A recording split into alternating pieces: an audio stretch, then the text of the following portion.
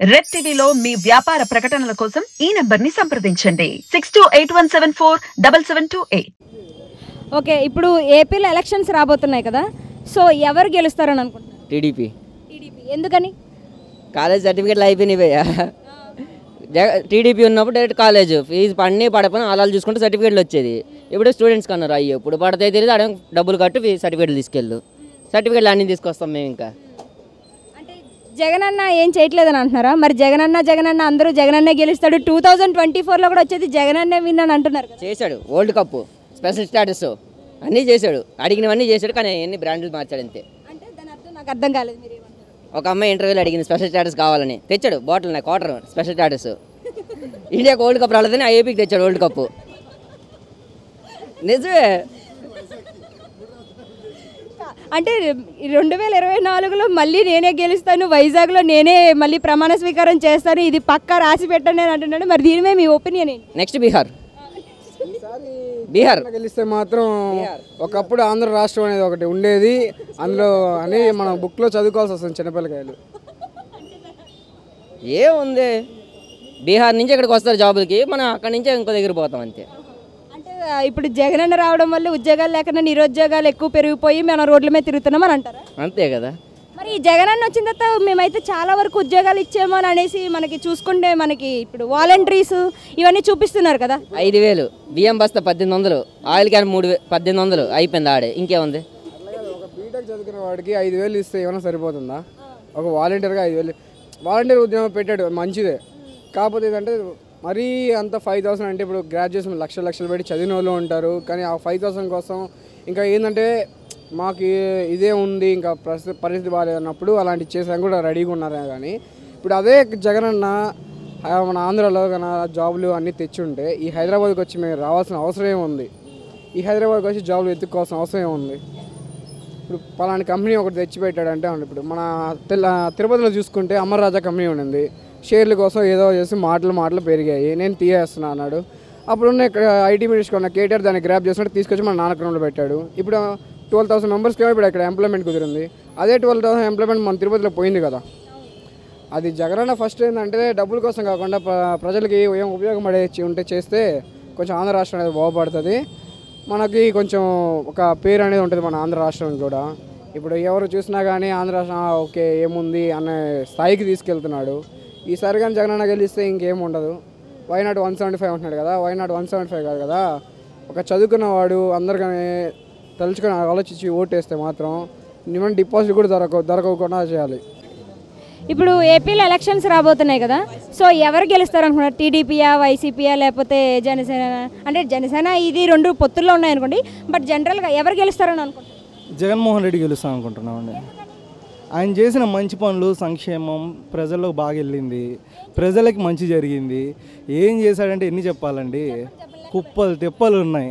నవరత్నాలు, ఏడిగిపోయిన నవరత్నాలు, అవి మొత్తం మంచి పనులు కాదా? పేదవాడికి మంచి జరిగిందండి, పేదవాడికి మంచి జరిగితే మంచి జరిగినట్టే కదా. పేదవాడికి మంచి జరగడం అంటే ఏం చేశారు?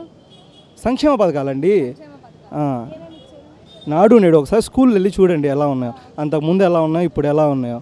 ఇప్పుడు ఎస్సీ ఎస్టీ పిల్లలు అంతకుముందు స్కూల్లోకి పోయేవాళ్ళు కాదు, ఊర్లలో చెప్తున్నా.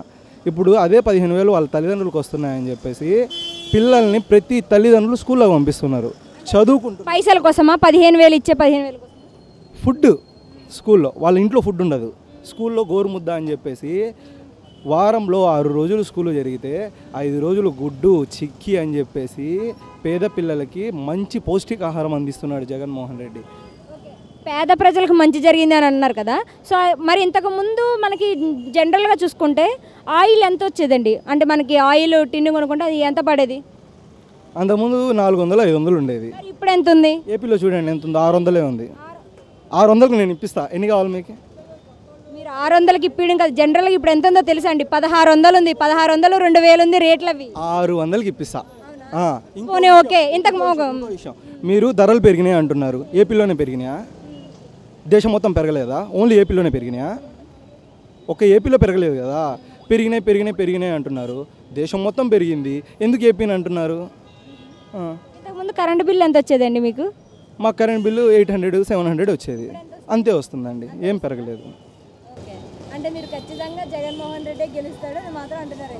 పక్కా అది జగన్మోహన్ రెడ్డి గెలుస్తాడు. అంటే మరి 2024లోని గెలిచేది నేనే, మళ్ళీ నేనే వైజాగ్లోని ప్రమాణ స్వీకారం చేస్తానని అంటున్నారు. అంటే వైజాగ్లో ఇంతకుముందు కూడా ఇదే మాట అన్నారు. అంటే ఎలక్షన్స్లో నిలబడేటప్పుడు లాస్ట్ ఎలక్షన్స్కి అప్పుడు నెరవేర్చలేకపోయాడు. మరి ఇప్పుడు కూడా అంటున్నారు 2024లో నేనే గెలుస్తాను, నేనే ప్రమాణ స్వీకారం చేస్తాను, అది కూడా వైజాగ్లోనే చేస్తాను అన్నాడు. మరి ఇది జరిగేదే అంటారా?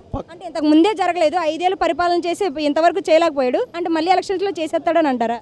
పక్కా వైజాగ్లో రేపు ప్రమాణం జూన్ 5వ తారీఖు కానీ 7వ తారీఖు కానీ వైజాగ్లో ప్రమాణ స్వీకారం చేస్తాడు జగన్మోహన్ రెడ్డి. చేస్తారంటారు అయితే పక్కాగా. పక్కాగా. అయితే మరి ఇంతకు ముందు అసలు నేను లిక్కర్ అనేది పూర్తిగా మాఫీ చేసేస్తా, సో లిక్కర్ మాఫీ పూర్తిగా చేస్తేనే నేను మళ్ళీ ఎలక్షన్స్లో నిలబడతా, లేకుంటే నేను ఎలక్షన్స్లోకి రాను, అక్కడ ఉండను కూడా నేను అనేసి అన్నాడు. అలాంటిది ఇప్పుడు యాక్చువల్లీ ఊరికి ఒక బార్ ఉండేది, ఇప్పుడు వీధికి ఒకటి అయిపోయింది. అలా ఎక్కడ? ఏపీలో ఎందుకు లేవు? ఓన్లీ గవర్నమెంట్ మద్యపాన షాపులే ఉన్నాయి. ఓన్లీ మద్యపాన షాప్ అన్న. బ్లాక్లో అమ్ముకునే వాళ్ళు 100 అమ్ముకుంటారన్న.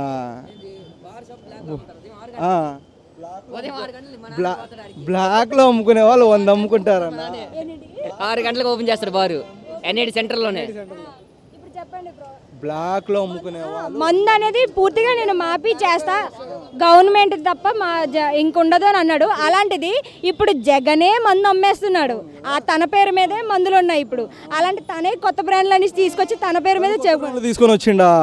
ఒకసారి ముందు చూడండి అండి, అసెంబ్లీలో మాట్లాడినాయి మొత్తం ప్రూఫ్లతో సహా నిరూపించున్నారు. అవి చూసి మాట్లాడండి. అవి ఎప్పుడు ఎంఓఈలు వచ్చాయి, ఎప్పుడు అవి క్రియేట్ చేశారు, ఆ బ్రాండ్లు అనేవి చూసుకుంటే తెలుస్తుంది. 2014లో చంద్రబాబు నాయుడు హయాంలో వచ్చినవి అవి మొత్తం. ఏపీ అని, ఐ అని, ఈ అని, అవి జగన్మోహన్ రెడ్డి తీసుకొని వచ్చినాయి కాదండి. తెలుసుకొని మాట్లాడాలి. ఏదైనా ఉందని చెప్పి మాట్లాడకూడదు. గవర్నమెంట్ వైన్ షాప్స్ ఉన్నాయి. అంతకు ముందు ఒక్క నిమిషం బ్రో, మద్యపాన నిషేధం గురించి మాట్లాడుతున్నా.